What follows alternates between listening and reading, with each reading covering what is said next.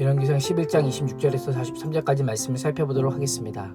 이방 여인들과 정략 결혼을 통해 이스라엘 평화와 안전을 모색했던 솔로몬은 우상 숭배의 늪에 빠져 결국 하나님의 심판 선고를 듣게 되었습니다. 하나님께서는 이방인들을 일으켜 솔로몬에게 반기를 들게 하심으로 솔로몬의 우상 숭배를 징계하십니다.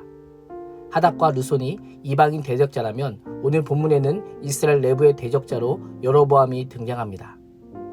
성경은 여로보암을 몇 가지 표현으로 묘사합니다. 첫째, 솔로몬의 신하 느밧의 아들입니다. 개역 한글에서는 여로보암을 솔로몬의 신복으로 묘사합니다.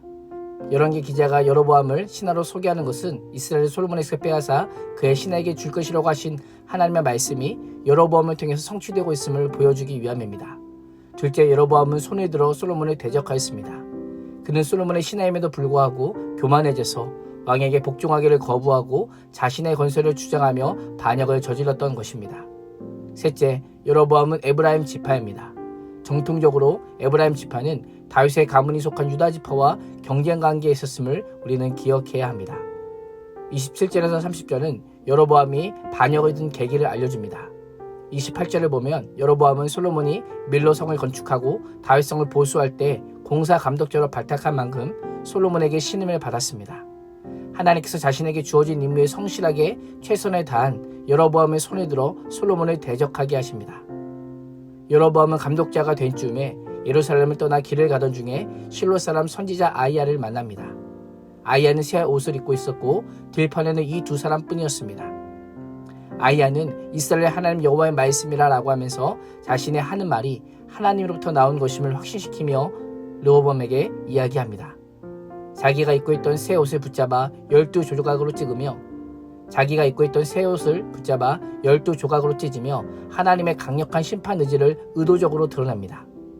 옷은 이스라엘 전체를, 12조각은 12지파를 상징합니다.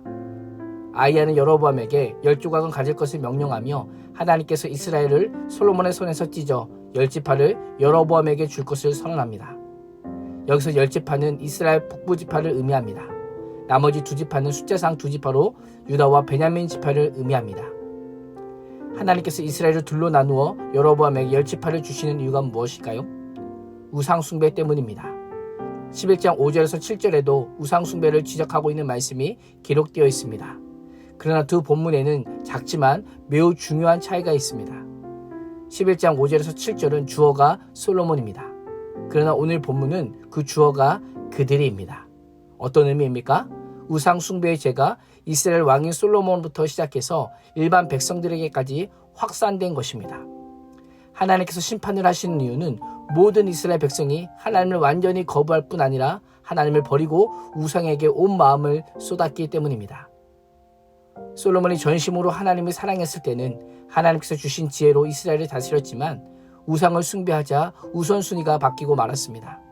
그 아버지 다윗과 달리 하나님 보시기에 정직하지도 않고 하나님의 법도와 규례를 지키지도 않는 죄악의 길을 갈 뿐입니다. 솔로몬과 이스라엘의 이러한 배도에도 불구하고 하나님께서 솔로몬에게 한 지파를 남기시는 이유가 무엇입니까?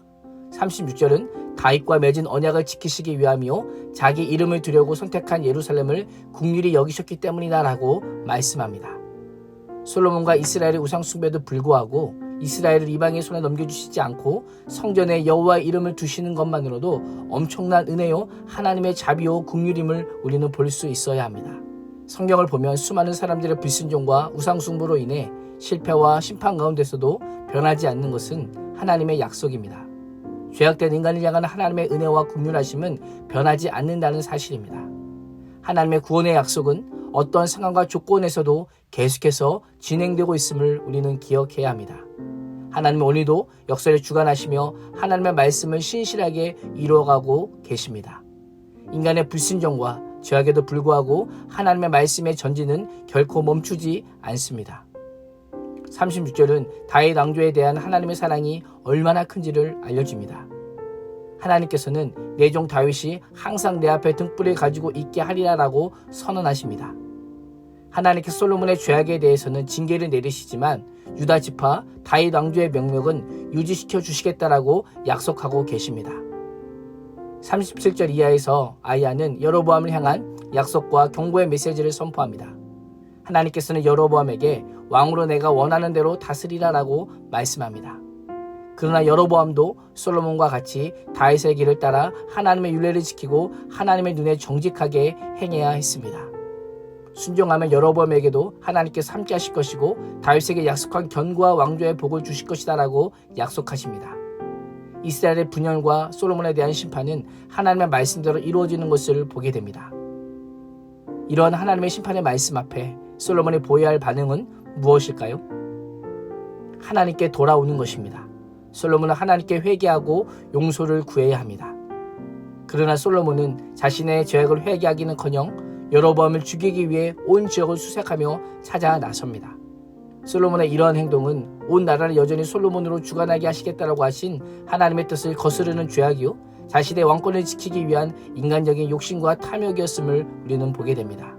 솔로몬은 전무후무한 지혜로 인해 엄청난 명성과 부귀 영화를 누렸지만 지혜와 지식의 근본인 여호와를 경외하는 것부터 멀어져 하나님의 진노를 쏘고 나라의 분열을 가져오게 하였습니다. 오늘 하루도 여호와를 신뢰하고 경외하는 것이 지혜의 근본임을 깨닫고 인생의 마지막 순간까지 하나님의 말씀을 놓지 않는 믿음의 사람이 되시기를 주님의 이름으로 축복합니다. 기도하겠습니다.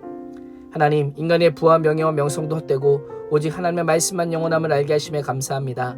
오늘 하루도 여호와를 경외하는 지혜를 소유하게 하시고 여호와를 신뢰하는 지혜로 사는 복을 누리게 하여 주시옵소서. 예수님의 이름으로 기도합니다. 아멘.